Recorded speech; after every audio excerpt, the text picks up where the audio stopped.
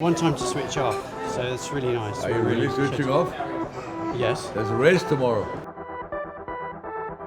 I've managed to find head of Mercedes-Benz Motorsport Toto Wolff wandering the corridors of the hotel.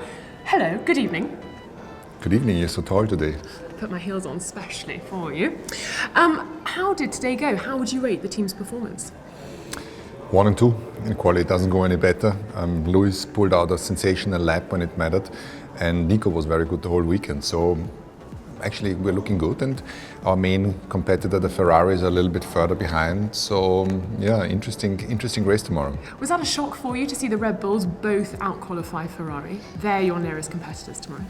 No, it's not a shock. We knew that the Red Bull is going to catch up eventually, and Barcelona is a track they should be quite good. It's not very power sensitive. And the competition between Verstappen and Ricciardo seems to kind of do them good. And have you been watching that from the Mercedes garage? How that's been unfolding? Yeah, of course. We know both drivers and we like them, and I think that is good for Formula One to have another story. And then the unfortunate situation with Sebastian and Kimi not being able to extract the maximum out of the car. Yeah, it's an interesting grid. And tomorrow we see Lewis start on pole position.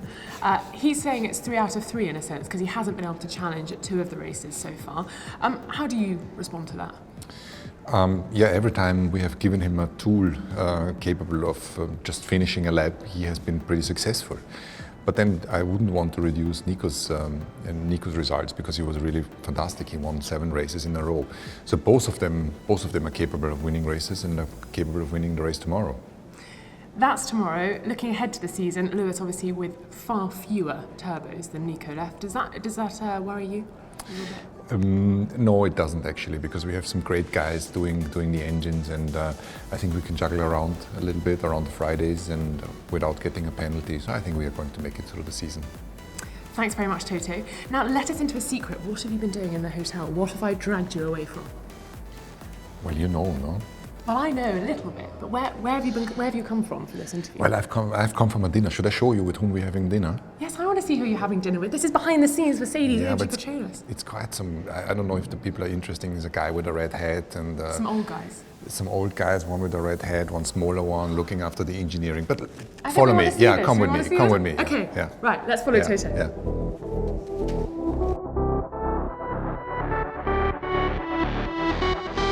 Really working hard on sponsorship tonight. It looks like a strategic discussion. Here we go, now it's the elder people. Mr. Chairman, do you have a word for the evening? Have you been having some fun? Yeah, I always have fun with Toto. There's no question. Are you having an intelligent discussion, the two of you? We only have intelligent discussions. How can you even ask something like that? No, I just The most important is no aggravation. Absolute perfect feeling to each other. No arguments. How about you and your wife? But we're just finding out what you get up to behind the scenes when you're not at the race or the racetrack. Well, it's unusual actually. There's always this impression that Formula One is very glamorous and we're always having parties. We work very late, like last night, it was up till midnight. But Saturday night is when you get 6 hours, you can actually see a bit of the place that you're in. Yeah, it's nice. It's actually raining here though. One time to switch off, so it's really nice. Are you really switching off? Yes. There's a race tomorrow. Yeah.